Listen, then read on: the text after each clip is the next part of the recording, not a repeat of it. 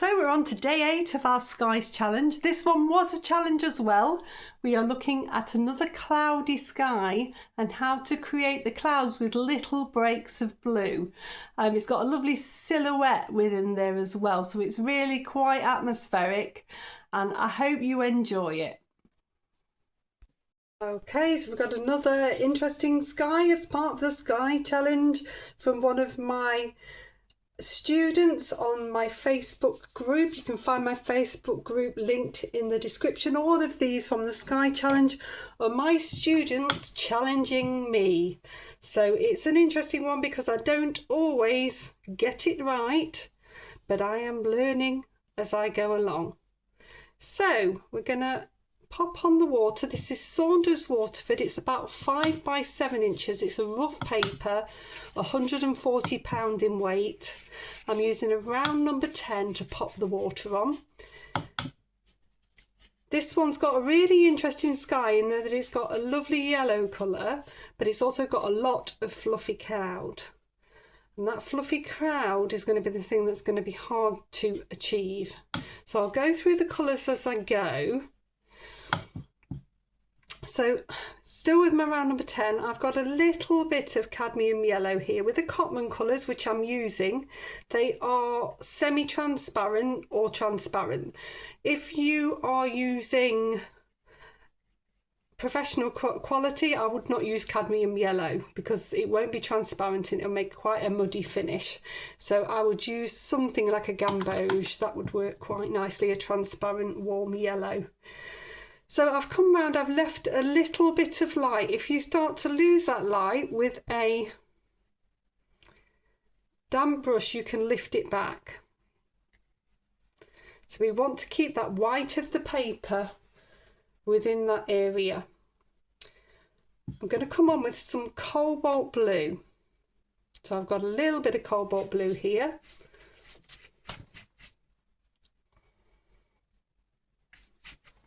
Let's pop a little bit more out. Sometimes I squirt neat from the palette and use, but you'll see that I dip my brush into water. Sometimes I pop the water in to dilute. Roughly it's a pea-sized blob to half a teaspoon of water. So you're looking for a creamy consistency. So when you get near the yellow, you're going to come to the edge but not touch it. You're not going to blend through because you'll end up with a green if you do that. So you're going to get a nice base of the blue on. I'm going to take a little bit, this is cobalt blue and burnt sienna mixed in, and I'm just going to take a little bit of that through because there's a little bit of grey within here, so it's not too blue at the top. Then I'm going to swap down to a round number 6. I'm going to dip into a little bit of rose. This is permanent rose. Could use any other type of rose. Could use a little bit of alizarin crimson. You could use a little bit of cadmium red if you're using Cotman.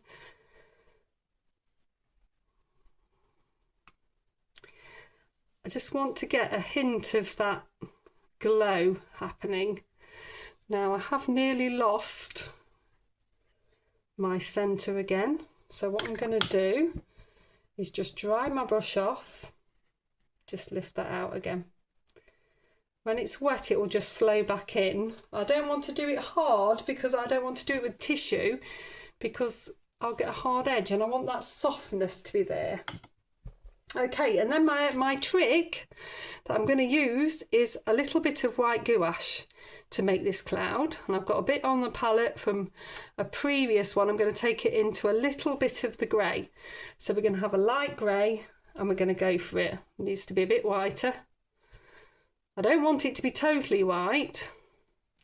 I want that hint of grey for it to work.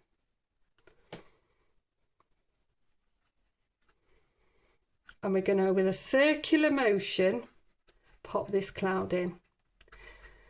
There are lots of different ways we could have tackled this. We could have tried lifting out the cloud with a bit of tissue or with cotton buds. We could have tried to do it soft and leave the areas white. It's finding different ways that work. And because this goes all the way through, it felt like the best way to tackle this for me was to do it in a way that meant I could go through each of these colours. And that's with this sort of pale grey white. It's only a piece of paper. Even if I go wrong, I will have learnt something from it, and you will have learnt something from it because you've watched me do it. I'm never ever precious about what you see. I think you should see everything, because as a professional artist, I still go wrong. It's just knowing how to fix it. And part of learning is to challenge yourself. If you don't challenge yourself, you won't ever develop. So the fact that you're giving me these challenges to do is challenging me, and it's developing me further, because I would have never picked up a sky like this and thought, how am I going to do this?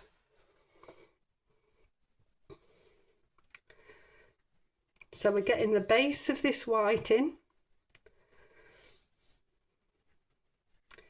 and it is coming through.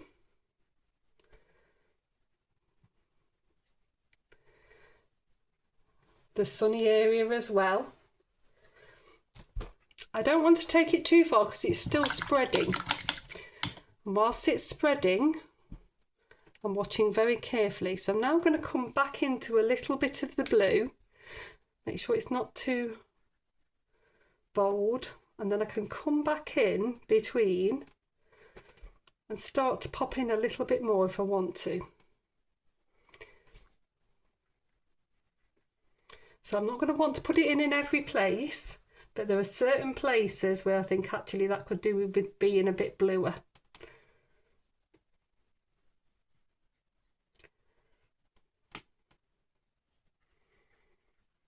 It also means I can break through that white, because it's not all solid. There's bits that are wispy. So it's a bit of a process, this one.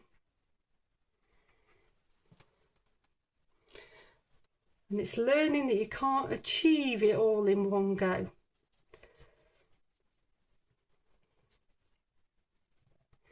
I'm sure there will be some of you that have stopped the video already and thought that's terrible.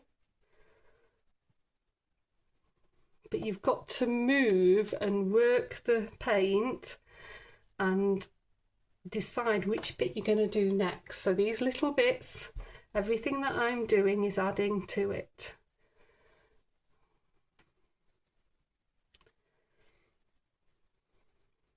The gouache, because it is opaque and it's on quite thick, will take longer to dry, and it will give me more time to play. So in a way, this is giving me more time to play, and I can create that wispy effect that I want. So I can now start to bring a little bit of that blue or a little bit of that grey through these bits of cloud, so that they're not all solid.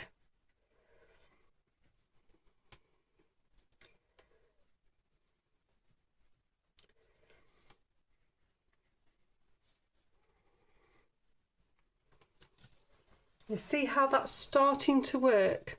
I'm going to come into a little bit of grey now,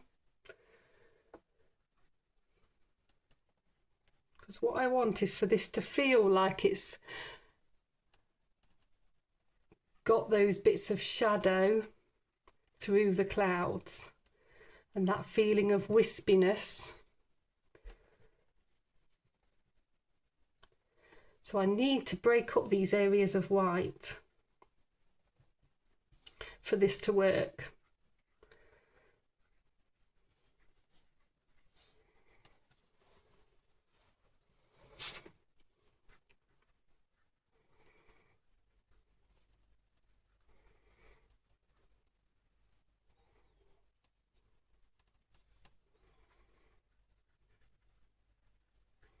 Remember, you're going for an impression of, it doesn't have to be exact.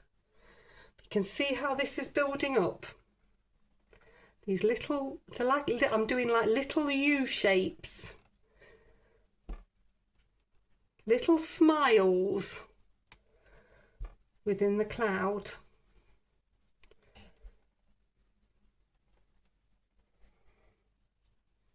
This is building up nicely, and it's giving it a nice sense, that same sort of sense of it flowing through in the wind.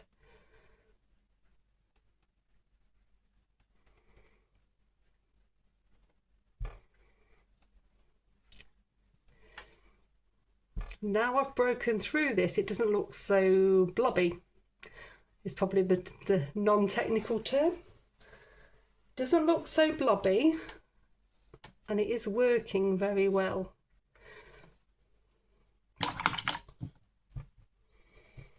I'm going to take a tiny bit more blue. I'm going to make sure that it's not too wet on my brush, dabbing it off. And I've got a little last chance to come in with some bolder dashes of blue, just in a few places.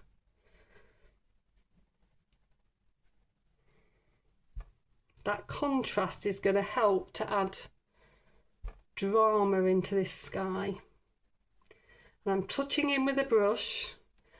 I'm hitting the bits that are already blue really, because otherwise you're just going to end up with a white blue.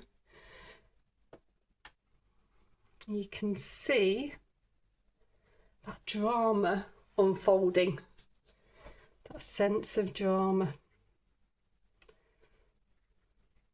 It is an amazing sky, absolutely amazing, but very difficult in watercolour. But I've accepted the challenge. Okay, so I'm going to rinse my brush off, dab it off. I don't like that bit at all, so I'm going to take that bit away. So that's with a nearly dry brush. I'm going to just take that bit of light back out there. I think it went a little bit green. I'm going to take a little bit of the grey through instead, just there and there, because it needs something to break through it, but not too much. Okay, I'm going to dry that one off. Okay, so that was working really nicely, but there's an element of me that wants to say, actually, I'm going to try to enhance this a little bit. And this is allowed because this is a sky challenge, so I'm allowed to play. So I'm going to take a cotton bud into some white gouache. So it's not too controlled, and I'm just going to blend in a few little bits of light. I'm doing a little circular motion. The gouache is quite thick on here.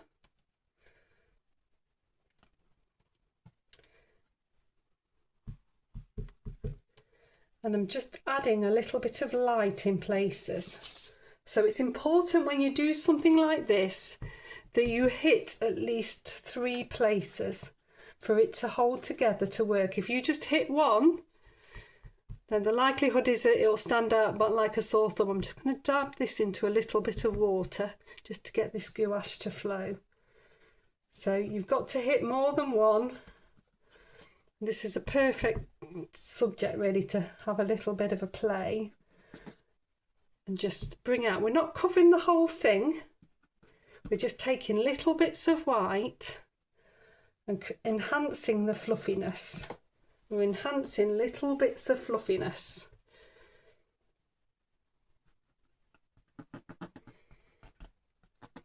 The temptation is to go over the top, and we don't need to go over the top. This is just giving a few highlights.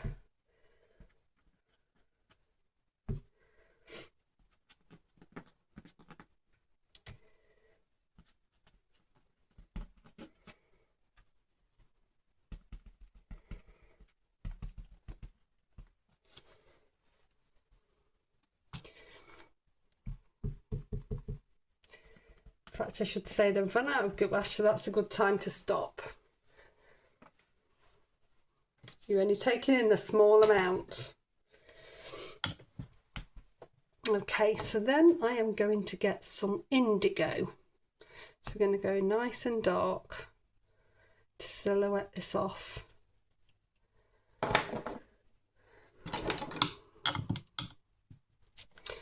I'm going to pick up my number 2 rigger, and we've got a bit of a building here with a steeple. So we're going to come in, create the shape of the building. Use whichever brush you're comfortable with using. Follow the shape and work your way down. Doesn't have to be precise. It's helpful if it's level and straight.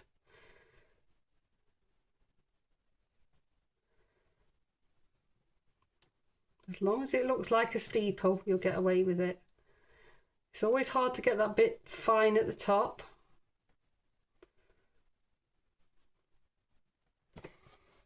That works really nicely. There's a little bit of a chimney here. Then I'm going to pick up my round number 10 because I wanted to cover this area quite quickly, all in one go. So I didn't end up with a very straight roof line, so I'm going to make sure I've got a very straight roof line now by following the tip of my brush and getting that nice and straight.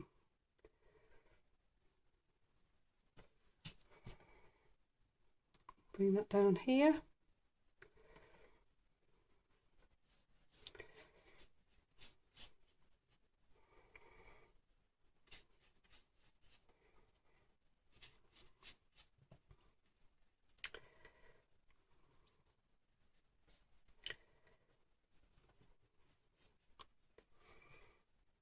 So nice and thick with the colour. I don't want you to worry too much about what you can see in the detail of the photograph. We're just having an impression. It's all about playing with the skies. I'm using the side of the brush now, holding it at the side just to start to create a little bit of a tree here. And I'll pick up my rigger and I can just bring through a few lines.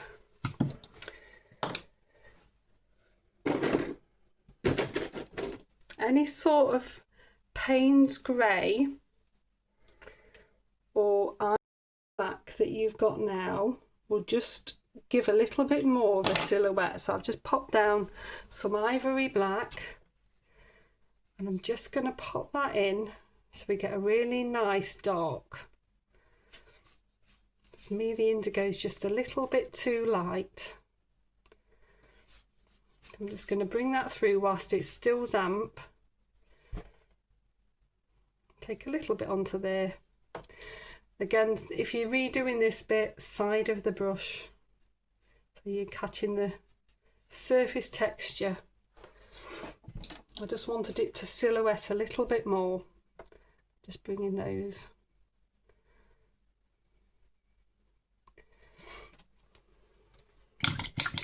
I'll dry that one off. So there we go, we've got that beautiful cloudy sky with a little bit of the sun showing through.